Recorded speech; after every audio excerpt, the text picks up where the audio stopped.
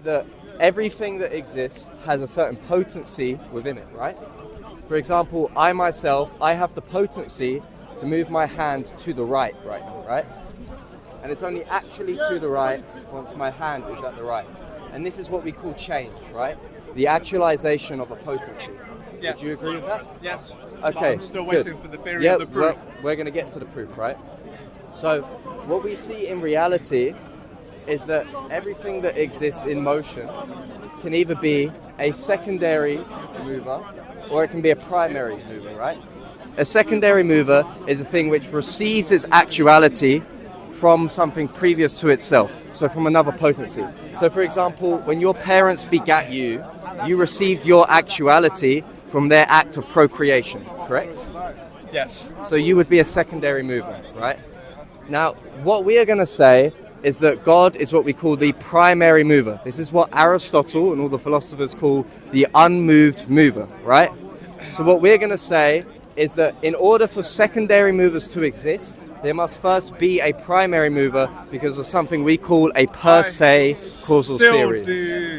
Okay, because I'm trying to prove to you right now that a primary mover exists, which is what we call God, okay? But your argument is far too long-winded and Okay, it makes I'll absolute no sense whatsoever. I'll put it into just premise. makes no sense. Would you like me to put it? Would you like me to put it into premises, the conclusion It format? just does not make sense. Yeah, but I don't make his argument false though. Uh, You saying? Because you're saying it doesn't make sense, therefore it's not true. It's a fallacy. no, I'm just saying I don't believe in a God. Yeah, I'm why? just saying you still can't prove Okay, it. okay. I will. No matter what your wait, argument is, you're just saying you're just okay. talking a lot of long words. I'm and going a to give lot it of to you philosophical stuff. because the reason why I have to talk in long words is because in order for you to understand the argument, you have to understand the The philosophical. argument's too long. If you're going to make an argument, your argument has got to be bang. You've got to make that point. You've got to make it heard. Well, you're interrupting the point, No, so of course but you're not what going I'm to be able saying to is your understand. argument's too long. So listen to it. I don't and have then the maybe you'll patience for understand. Okay, well if you don't have the patience for that, you don't have the patience for truth. But the point which I'm making is before I actually present the argument, there has to be a certain metaphysical buttressing to it for you to understand it. But I can just give you the syllogistic form of the argument right now, right?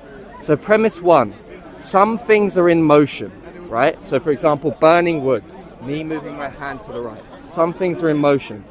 Premise two, either everything is a secondary mover, A, or there is at least one primary mover, B. No. It is a complete load of nonsense. Okay, You're why? talking Explain a why. whole load. It's just Explain a whole why. load of Explain rubbish. to us the Yeah, definition it's why just no. Like I said, why if you're gonna have an argument, you gotta go bang.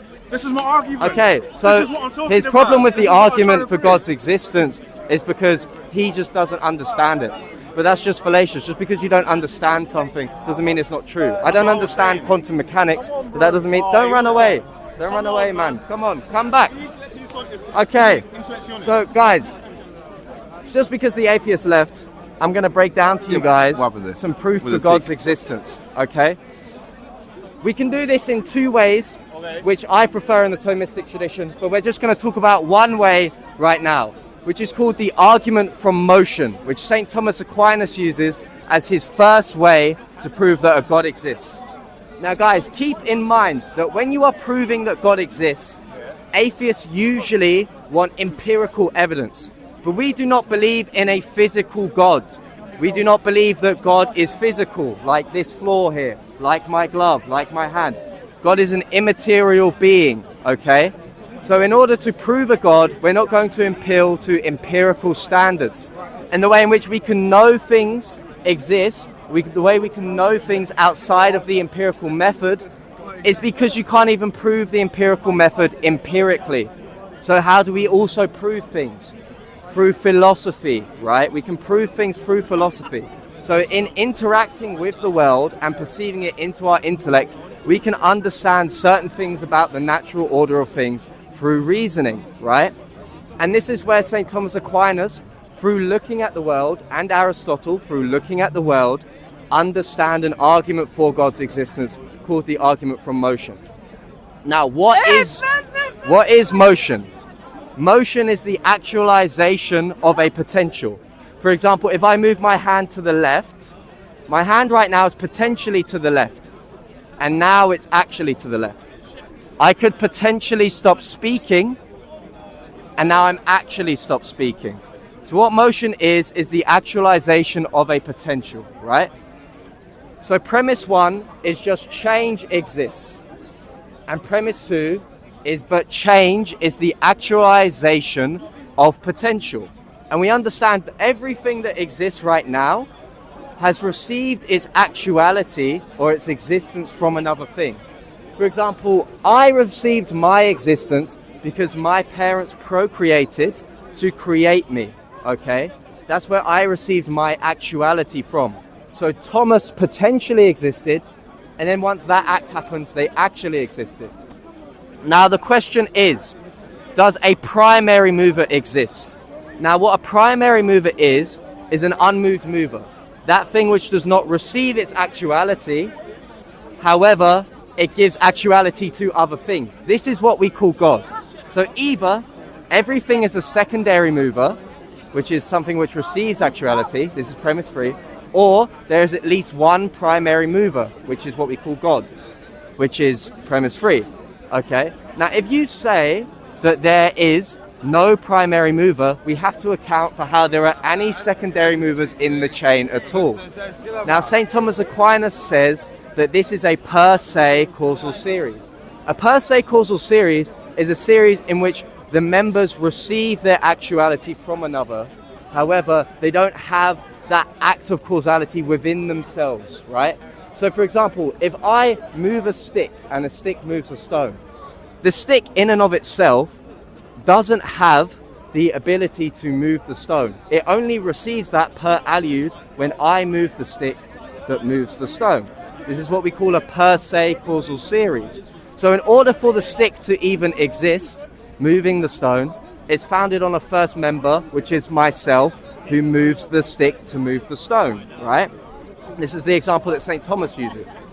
So in a per se causal series, we can't have things which exist, which receive their actuality from another, going backwards infinitely into the past, right? So just for viewers to understand, let's put it this way, right? Let's say the universe, its first cause is the Big Bang. Let's say it's one of the causes of the universe is the Big Bang.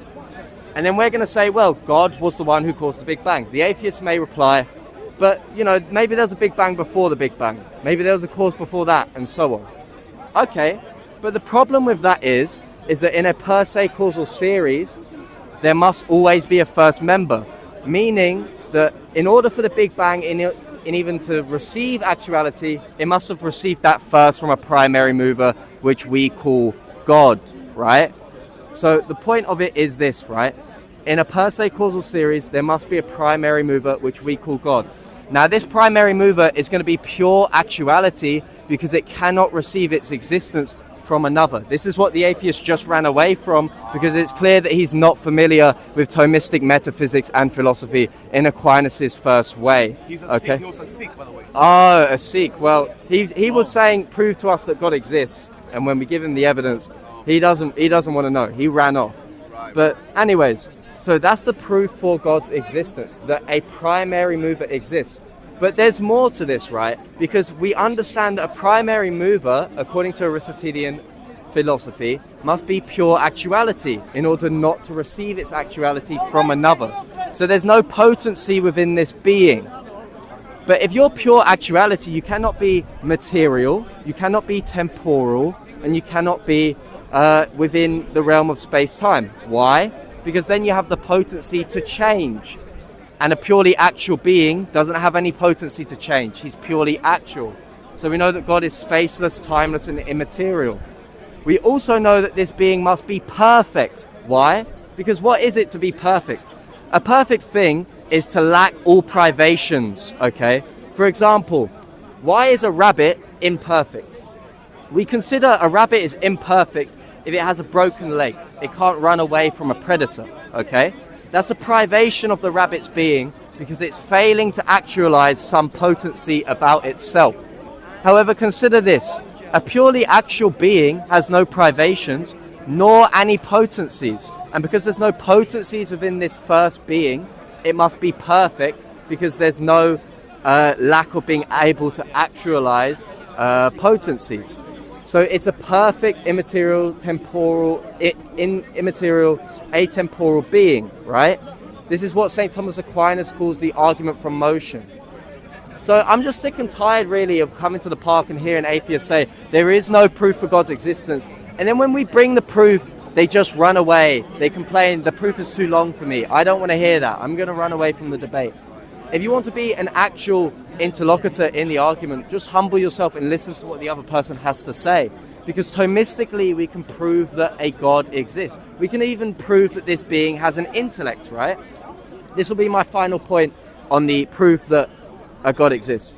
Consider that God, in having an intellect, what we mean for that is that God possesses the forms of things without actually becoming that thing itself, right? So, for example, God possesses the forms of humanity or whatever without actually becoming that form himself, because he knows it, right? God has a perfect knowledge. The way God knows things is through himself, right? God knows all things through the possession of forms without becoming them.